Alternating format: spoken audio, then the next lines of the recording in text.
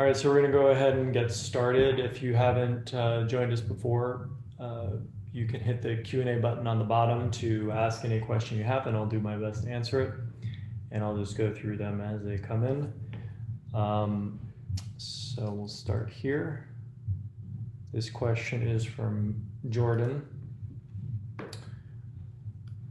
I'm really not the tech person in my business. I am the talent / the face of the brand. In my understanding of it, MemberMouse is similar to an email list provider in that it houses the data, i.e. email, username, password, login history, etc. of all my course members. Past it being a storage place for their data, are there any other simple / easy to interact with features that I can benefit from knowing about that would help me in my business? All good. If not, I'm just asking out of curiosity. All right, so this is going to be pretty much a challenging question to answer in a vacuum, given that you're not here to have a conversation with, because first of all, MemberMouse isn't like an email list provider, except in the sense that it's a service that stores some data in associated with what actions it performs. So that understanding needs to be clarified. You can check out our website to understand more about what MemberMouse does. And as your question regards to, are there any simple / easy to act with features that I can benefit from? Of course, but there are tons of features in MemberMouse, and whether the ones that are used at which point, under what circumstances, really depend on your situation. So without knowing what you're trying to accomplish, I would essentially just have to be the MemberMouse website and list off all the features, which I'm not going to do here. So I suggest, it'd be helpful if you were here, you could ask a more specific question about your situation.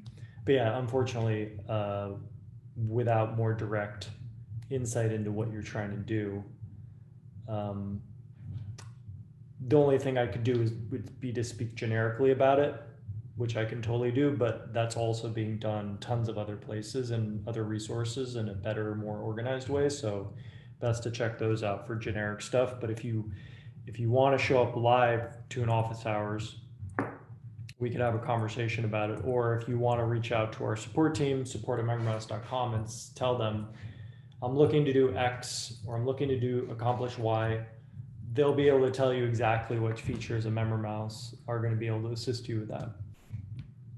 Okay. This next question is from Ziki. Is it possible to hide content with a custom decision? I want to hide specific content like an email sign-up form to a current email subscribers when they visit a page. I know it's possible to show them content, but I also can't figure out how to hide an element once they use a custom decision link. I know this shows content to something like source email, et cetera, et cetera. Okay, so you are asking about custom decision smart tags. So let's just set up a basic example here.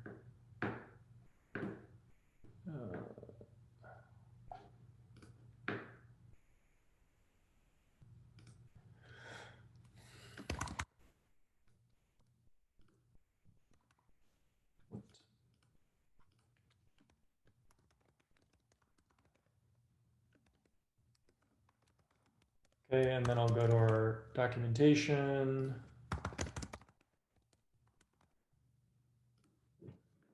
And start off with just copying one of these examples here. As a starting point, custom HTML, paste that in. Okay, so what this is saying currently is that if the way that the custom decision smart tag functions, as you know, is it takes data from the URL. So you see up here in the URL, there are these attributes. There's a query string with different parameters and values assigned to them. So the custom decision smart tag allows you to do something based on a certain key and a value of that key. So in this particular example, it's saying if there is a parameter called source and the value of that source is Google, then show this content. Okay, so in your case, you're saying your source is email, okay? And you're specifically asking, you know how to show content, but you don't know how to hide content. Let me just verify something real quick here.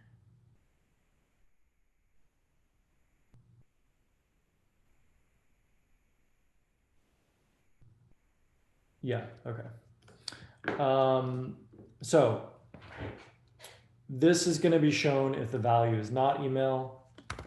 The value of source is email. And let's just open up this page and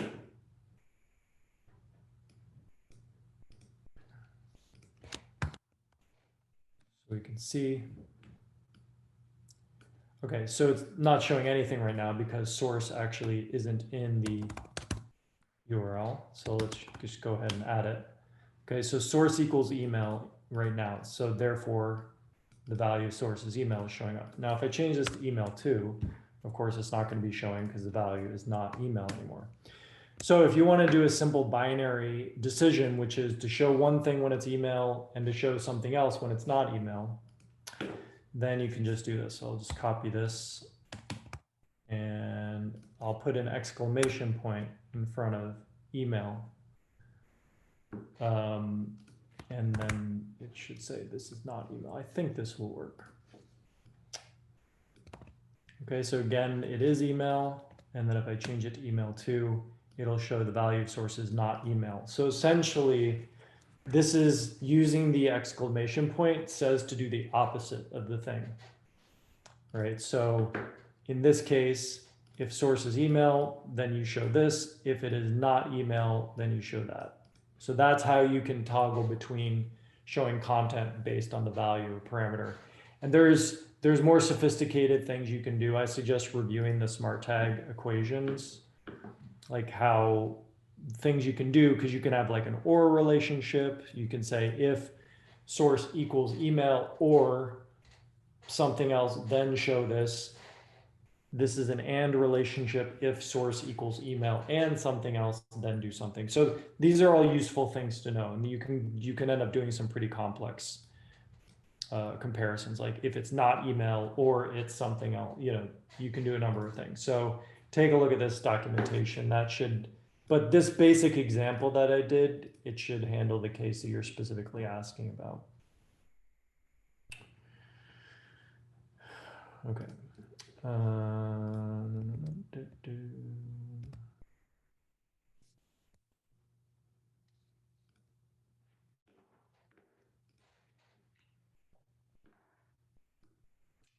Okay, this next email is from Karen.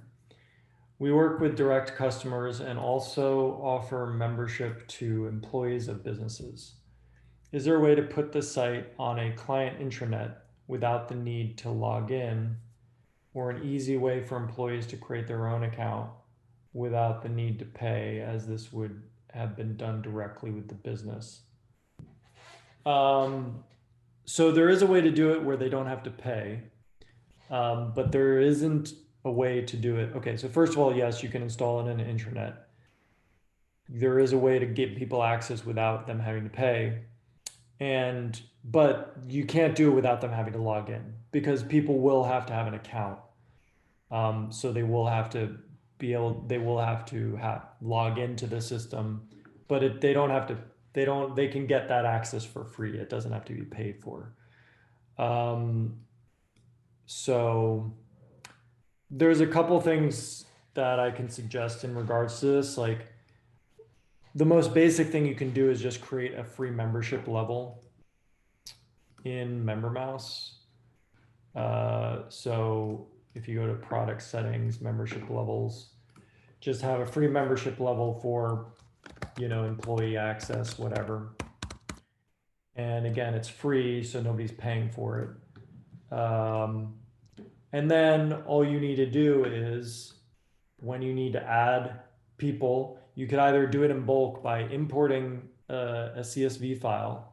So you can download an import template, fill out the CSV file with however many employees you need to import, and then go through these steps and assign it to the employee access free membership, import the members, and then they'll all be in the system. Or you can create the members one by one. So employee access, John Smith, whatever their name is, an email address, you add them, and then they're in the system. So now they'll be able to log in and access whatever needs to be accessed.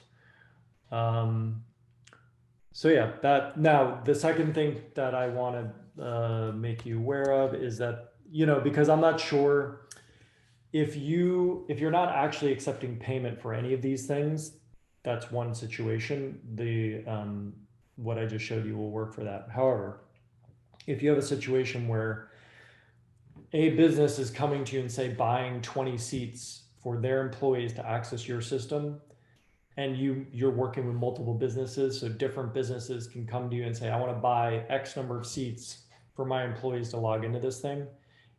If that's a situation, then you can use the group add-on for MemberMouse, which here's the documentation for that. And this is the where it lives. It's a third-party plugin, but it basically allows for that situation. You can see here the different features of it, but it essentially covers a case primarily where some top-level entity, a company, etc., could make a purchase for a number of seats, and then those seats can be given to employees of their company or whoever.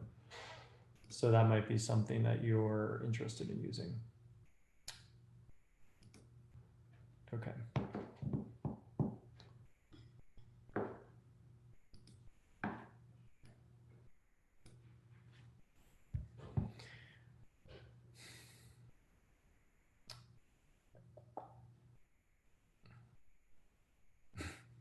Okay, well, I guess we'll just end it, or because there's nobody else on right now, and